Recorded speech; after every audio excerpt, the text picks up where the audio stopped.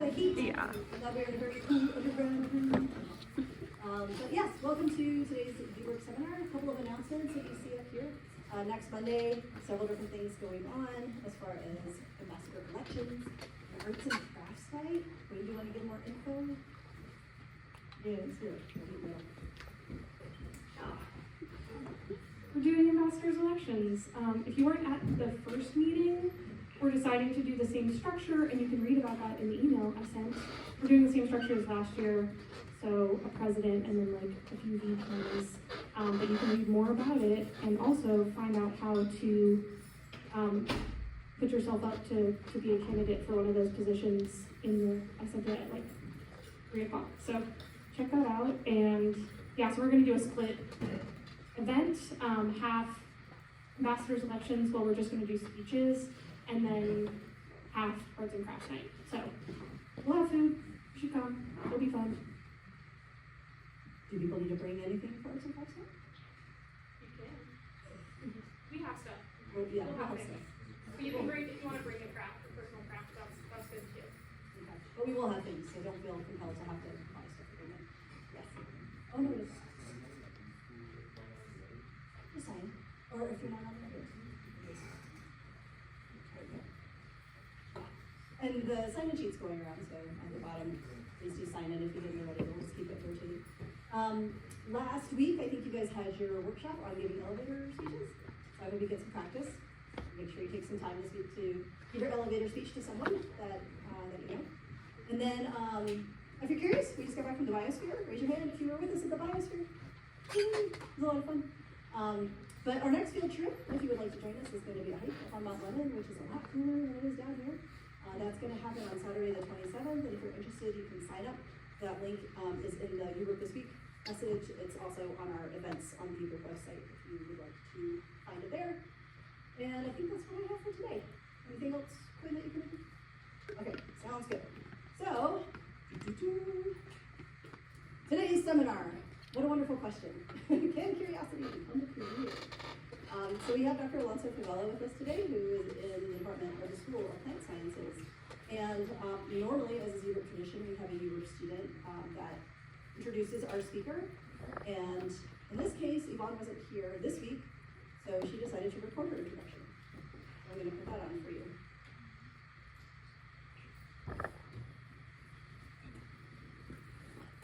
My name is Yvonne Khan, and I have the honor of introducing Dr. Alonso. He is my PI and was my research mentor at UWork for the last 2 years during my undergraduate. He is currently an assistant professor within the School of Plant Sciences at the University of Arizona, notably teaching his course on microbiomes last semester. He received his Bachelor's of Science in Biology here at the U of A, and then went on to do his PhD in Ecology, Evolution, and Conservation Biology from the University of Illinois. This is followed by the completion of his postdoctoral research fellowship at UC Irvine. In his lab year, he examined soil microbiomes and plant microbial interactions. His research interests surround how microbial communities boost plant productivity and growth, as well as how they respond to environmental stimuli such as drought. He hopes to leverage these microbial functions in order to improve urban agriculture. When he isn't raving about corn and microbes, he is an avid podcaster, both in listening and making them.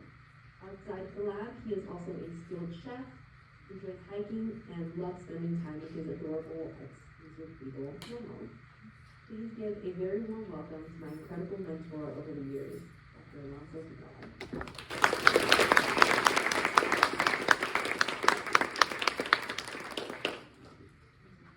That's such a nice introduction for Yvonne.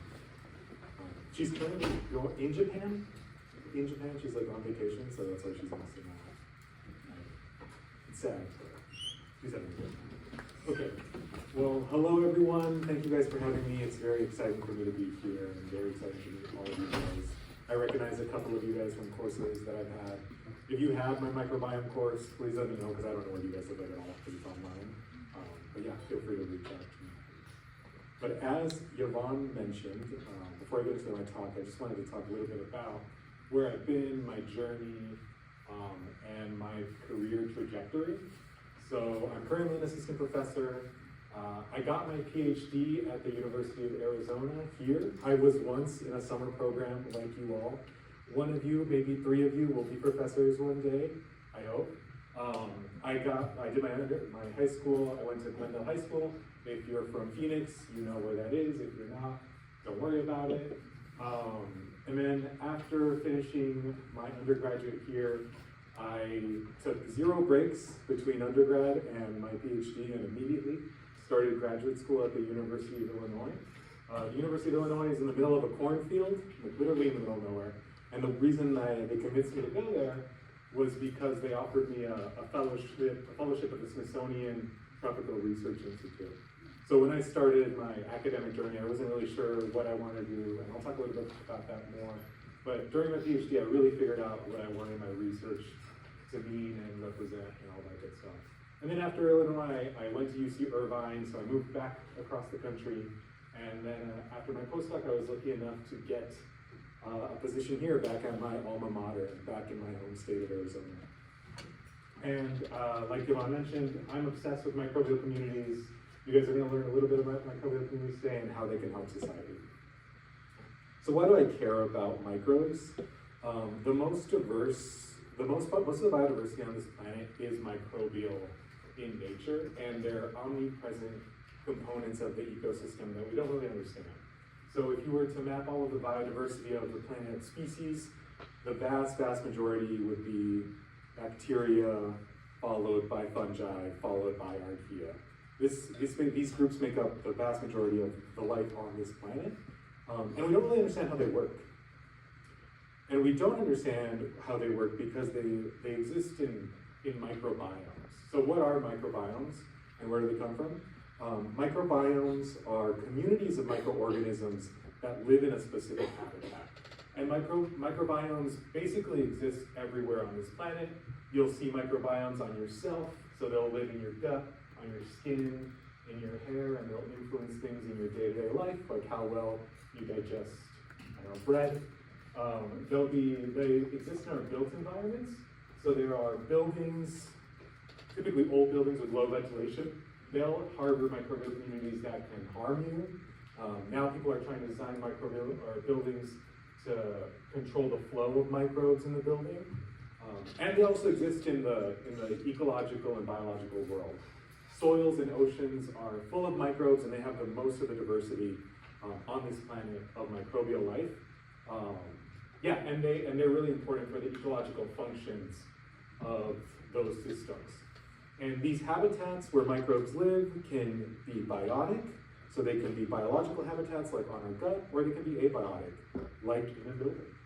Basically, if there's a place where microbes are exposed and there's a nutrient source, they'll live there, they will start colonizing, and they'll start making a life of those conditions. And why should we care about this? Well, as I mentioned, microbes drive almost every food chain, including ours, on the earth. They're critical for decomposition, for greenhouse gas production, for the fertility of our soils. They're also critical for how a lot of animals extract nutrients from biological systems. From cows to other ruminants, they play really important roles in our ecosystems. And if we're just self-centered and we just care about human health, we're finding now that microbial communities that live on us, live on our skin, live on our gut, they're influencing our health outcomes. So they're influencing whether or not you're gonna have a breakout. Your skin's gonna break out, or if you're gonna have a mental health issue, or if you can digest a certain food. They play roles in all of these processes. And right now, we don't really understand how these two systems are linked. We know that there's microbial communities all over the planet, and we know that we're colonizing microbial communities, but we don't know what the interplay between these systems are. And this is really part of what my research group focuses on. And don't take my word for it. These are all articles I searched the web in the last 3 months. And basically, every environment you think of, microbial communities are being shown to play a role. This recent one in May 27th, was shown that basically colorectal cancer is on the rise in young people, and there's an association with your microbiome. So perhaps the new things that young people are being exposed to is changing their microbiome and leading to more cancer. There's another story on how you can make zoos better by giving the wildlife in the zoos the microbiome that they would get in nature. and increasing the health outcomes of those animals. And then this is a recent New York article, which I included because my postdoctoral advisor was cited in it, and this is very exciting to me to be so close to a famous person. But in this study, basically they're showing that climate change is actually exacerbating microbial communities in environments to become more pathogenic. So if there's increased drought, increased heat, it's increasing the likelihood of microorganisms actually infecting humans. So this is sort of that's beginning to understand the link between biotic and human health. But my group doesn't study all of those factors. We focus on soil microbial communities primarily, and the goal of my group is to really understand how plants are interacting with these soil communities, how they're shaping ecosystem processes, so the flow of nutrients in and out of the agroecosystem, and then how human activities at a global scale are transforming the activity of these microbial communities. And really we hope that by incorporating microbes, or microbial understanding into agriculture, we can make these systems more sustainable, and we can improve human health outcomes when they're consuming foods that are basically colonized by all the microbes in the soil.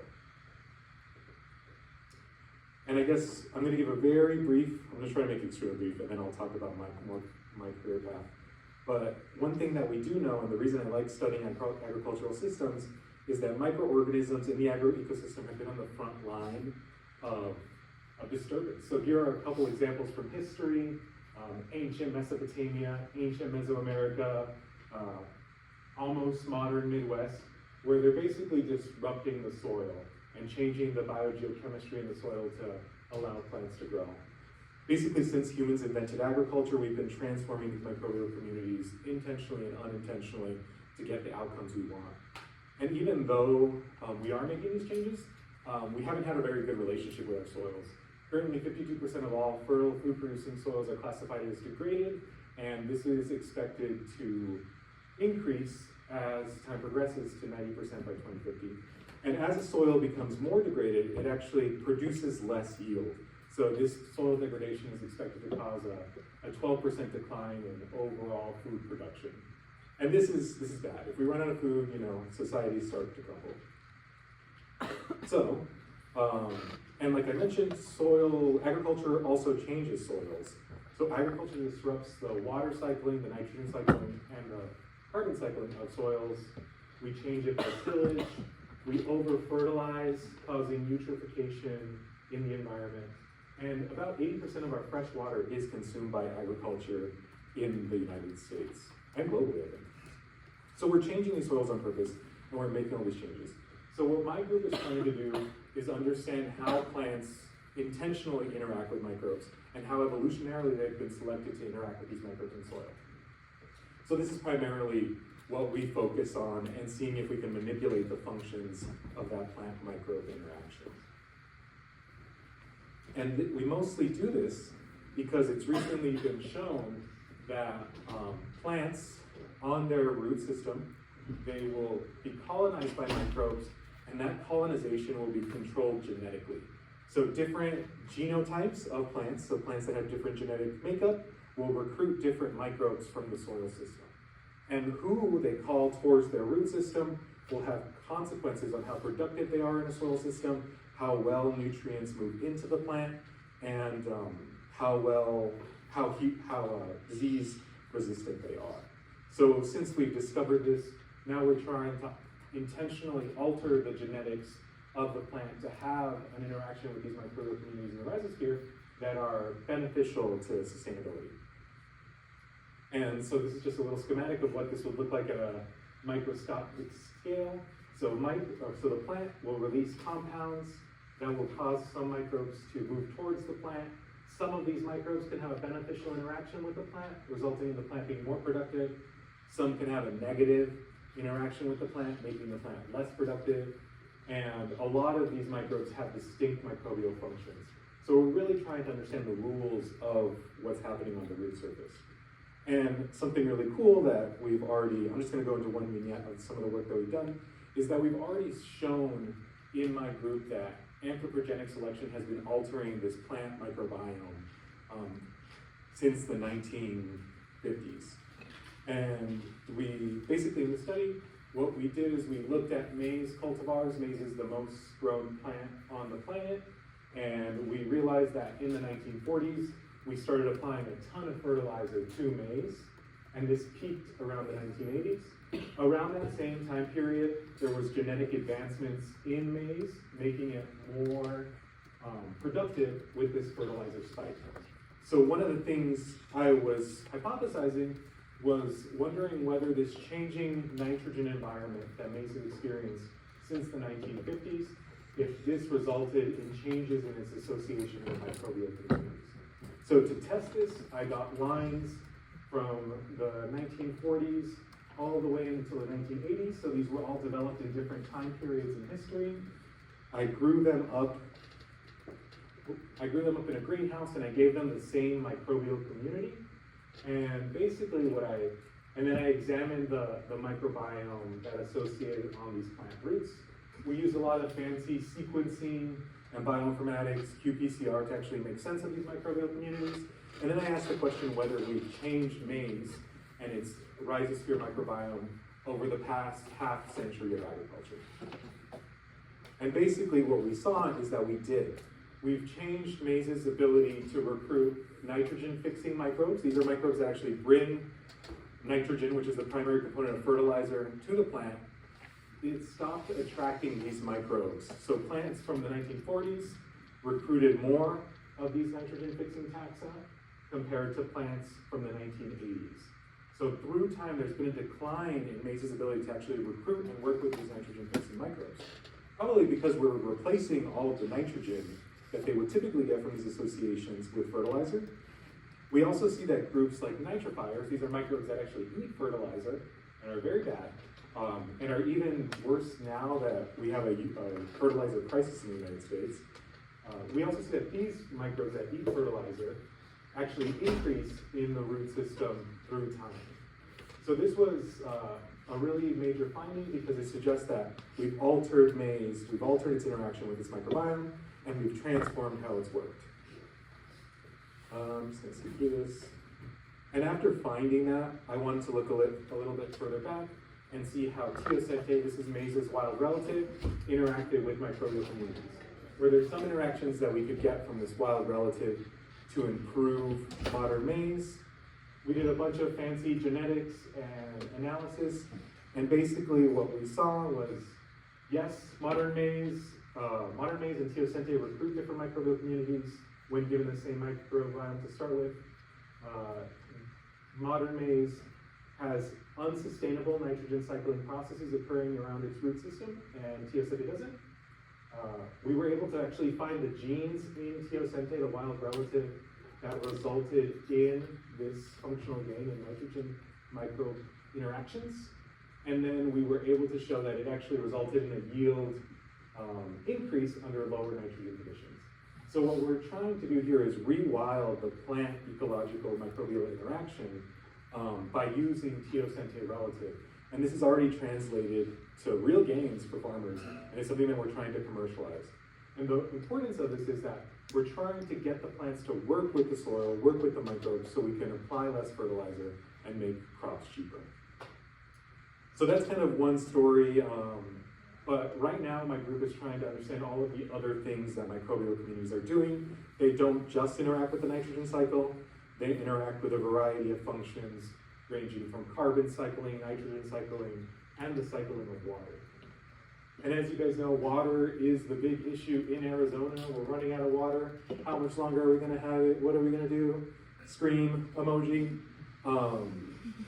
So that's what we're working on now in the lab. So we're trying to see if we can understand and develop transferable knowledge in Arizona and in Arizona microbial communities for our issues we face here.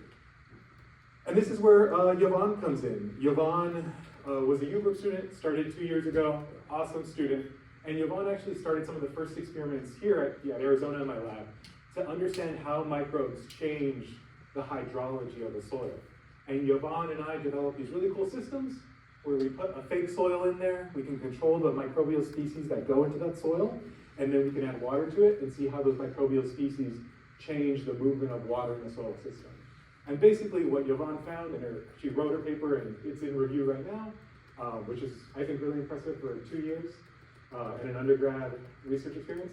But what she found was basically that if a soil loses diversity, its microbial community can't regulate the water in the soil system. It'll let the water flow out, it will hold onto the water in the soil, and basically the soil can no longer regulate the amount of moisture that it's stored. In addition to that, Yvonne found some of the mechanisms by which these microbes are altering the soil hydrology, primarily the production of extracellular polymeric substances. So this is really cool work, and I'm very, very excited about it because it suggests that we could potentially use microbes to make soils hold more water and potentially use less water in our agricultural system.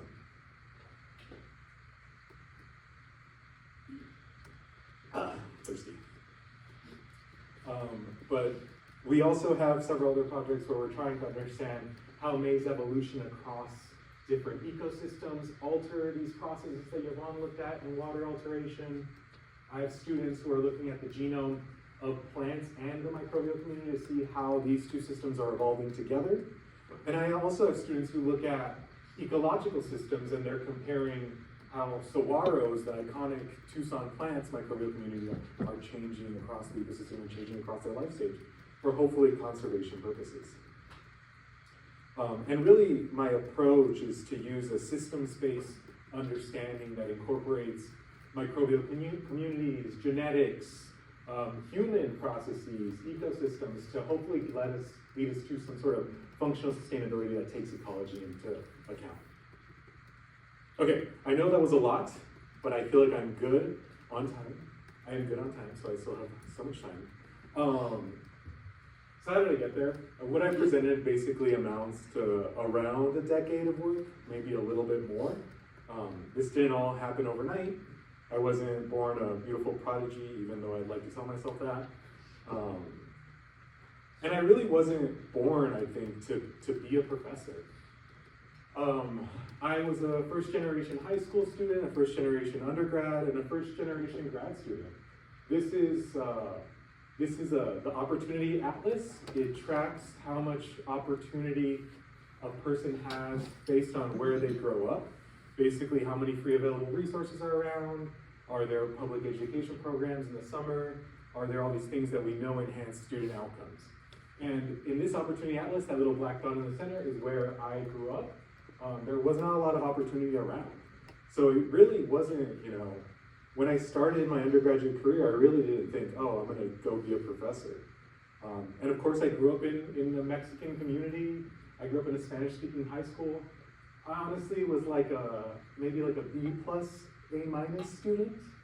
And like when I was in high school, I didn't really even understand what science was. Like I knew people made discoveries, but I didn't know like the day-to-day process. And when I started at UA, I started as a business major, and I thought I wanted to go to med school, like that's what people do. You go to med school, you become a doctor, you make a bunch of money. I also had a business minor because, I'm a very practical person, so I was like, if all this science stuff doesn't work out, I can go manage a, insurance company or something. I don't know what you do with a business minor. I wasn't really thinking about it, but I was like, this is gonna make me get a job. So then I started with this med school in mind. I had some clinical experience, and I realized that I really don't like working with patients. Kind of my nightmare scenario. And then I was like, oh, okay, I'll go to pharmacy school. You don't interact with patients. That's awesome. You don't have to, you just do the thing. And then I was like so bored. Like I remember being in like my biochem classes, just like passing out, falling asleep, being like, I don't know if I could do this. So then at the same time, you guys are all in biology, or some of you guys are in biology, I guess. I had a required ecology and evolution course, and I kind of fell in love. I was like, this is so cool. And in this course, I was able to volunteer in a research experience. I worked in a butterfly lab, and I worked on butterfly mating, sexual selection, all that sort of stuff. I thought it was just interesting to have butterflies around. And then eventually I was led into a program. I was in UROC, and I finally was getting paid to do research, and I worked in a caterpillar lab. And that was basically when I realized that, I really enjoy doing science. I like thinking about experiments. I like thinking about questions. And I like doing the sort of work that is involved in research. And that's when I sort of decided to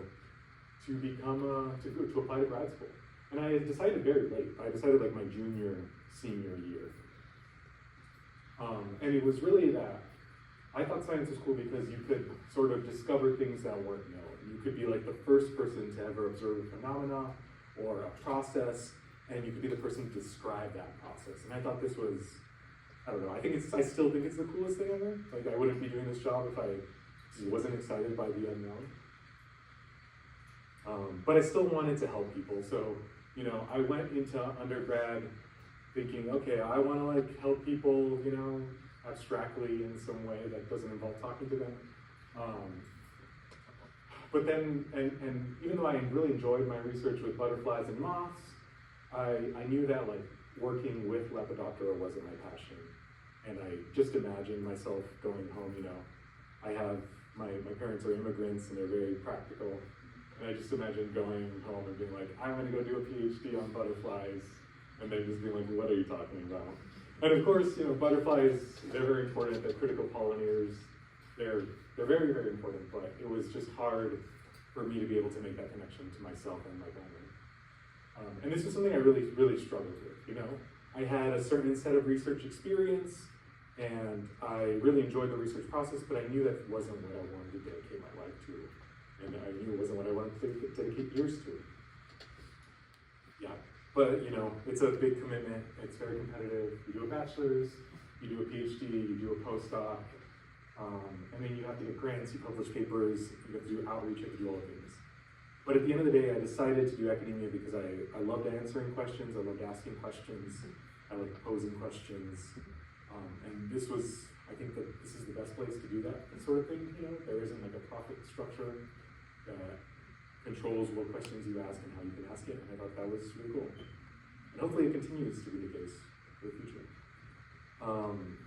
Yeah, so if you're a curious person and like asking questions, consider science, you know. I know a lot of you guys want to be medical doctors and dentists and whatever, and that's great. And if that's what you want to do, then you should do that.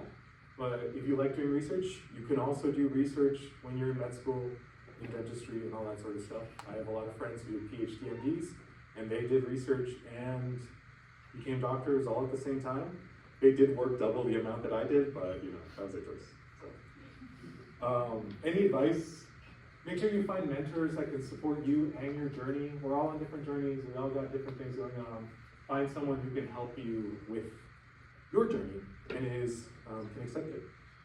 Feel comfortable talking about science, asking questions, communicating science. I really recommend all of you guys to try to do some science communication, science outreach. Even if you decide to become, you know, not become a professor, communicating complex ideas to a layman is a skill that you're going to use for the rest of your life. Don't be afraid to apply to stuff. This is something I wish I would have done more in undergrad. Apply to as much stuff as you can. Your application material will only get better. Pivot if you need to, you know. I'm always ready to pivot. I guess now I'm like locked into the professor thing, but if you feel stuck, you know, pivot. Think about your research, you know, don't force yourself to do a research thing that you don't want to do or don't feel passionate about. Try to find your passions inside the lab, outside of the lab. What really motivates you about your work and your future career? Failure is a part of the process.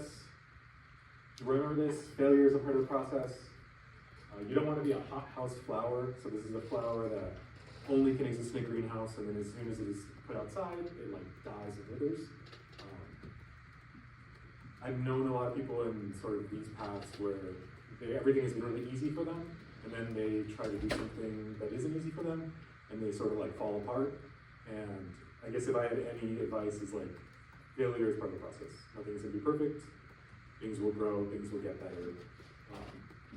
You guys are doing your undergrad in Arizona, so you guys know that failure is part of the process, and it's hot outside. So, and start thinking about your own story and narrative. This really helps with applications. Who are you? What do you want? How is this opportunity going to get you there? Okay, and that is everything. And it was a lot, but now I guess I have time for questions. until the next session. Thank you guys.